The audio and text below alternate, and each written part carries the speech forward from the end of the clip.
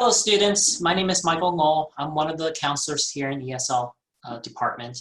Today I have a special guest. She's part of our student panel. She's a former student here at Mount San Antonio College. And I would like to introduce you to Heidi, and then she will go ahead and tell us more about herself.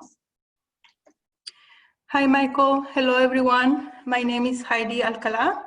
I am from Mexico. I came to the US 20 years ago, and my current position here at Mount SAC is I'm the vocational ESL coordinator. Thank you, Heidi, and thank you for taking your time to speak with us today. What was your motivation for joining Mount SAC ESL program? To be honest, when I came to this country, I used to live in Diamond Bar, so I received a flyer about English classes. I didn't know anything about Mount SAC. I guess it was close to my house, so I said, like, why not? I'm gonna try it. And of course, my motivation is that I didn't know any English whatsoever. So I decided to start attending classes at Mount SAC, and I knew a little bit of English from Mexico, but it was mostly grammar. When I came to this country, I found that I didn't understand anything. So of course, I had a big motivation to start learning English. Thank you. How were ESL classes for you? Can you tell us some challenges or obstacles that you faced?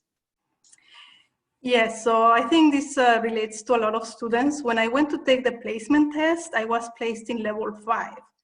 And I'm okay, yes, my grammar is pretty good. So I go to class, and the first day of class, I'm like, I don't understand anything.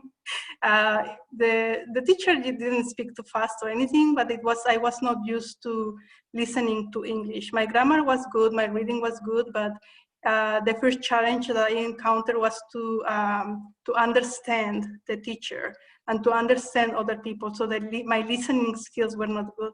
And of course, my speaking skills were not good either, because in Mexico, I didn't practice speaking at all. It was mostly just focusing on grammar. But I was determined to learn English. So I stayed in the class even though I didn't understand much, but little by little, I started understanding more and more. So I would say that's the challenging part would be the listening and the speaking part. Thank you for sharing that. The next question I have for you, and you mentioned it briefly, what are you doing now? Can you talk more about what you're doing? Yes, I can talk about what I'm doing now, but I would like to share a little bit of my journey, how I got here to this position.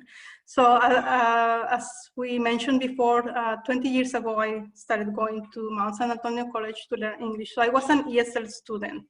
After ESL, I went to VESL, to the vocational ESL program, and I'm the coordinator of that program right now. So while I was taking VESL classes, I started working as a tutor. So I was an ESL tutor there at Mount SAC for 5 years. And I completed the VESL program. Then I transitioned into credit classes at Mount SAC. Then I had like two kind of journeys. So one was my studies. So I went to Mount SAC. Then I transferred to Cal Poly Pomona to work on my bachelor's. Then I transferred to Cal State Fullerton to work on my master's. So I completed my master's and I became a Spanish professor. So that was my journey, like my studies. On the other side, I was like my career at Mount SAC per se I was an ESL tutor. Then after there was a position as a vocational ESL outreach specialist. So it's VESL specialist. And I applied for that position and I got it. I was there for a few years as well. And then finally, there was a full-time position as the vocational ESL coordinator. So I applied and I got the job as well. So I was working and studying at the same time. So I graduated with a master's in Spanish, and I'm teaching at Cal State Fullerton right now. And I'm also working as a vocational ESL coordinator, which is a full-time position at Mount SAC. So that's a little bit of my journey. Wow, thank you for sharing your journey with us. what tips or advice would you give to current ESL students?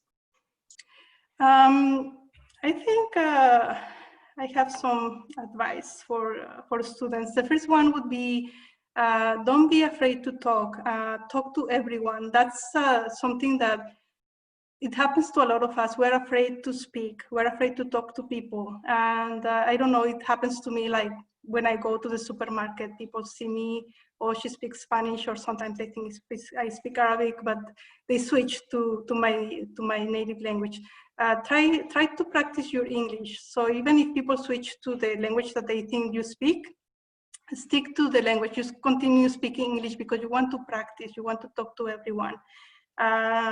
It's important to be exposed to different accents. So I know like people want to talk to people who have who are native speakers and have an American or British accent, but it's important to understand other accents as well, especially here in Southern California where we have people from many different countries. So it's important to talk to everyone, to practice your listening skills, listening to different accents.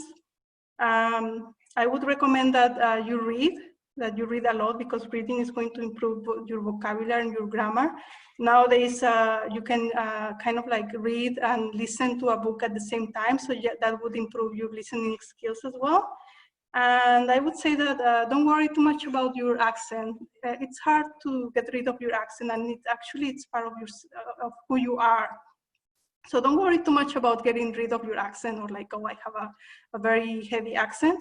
I would say that if you are going to focus your energy on improving your grammar. It's important that even if you have an accent, that you use the correct grammar. That's better than trying to get rid of your accent and then you kind of like speak broken English. So focus on improving your grammar first, and then you can improve your pronunciation, of course, and it's important, but it's not the most important thing.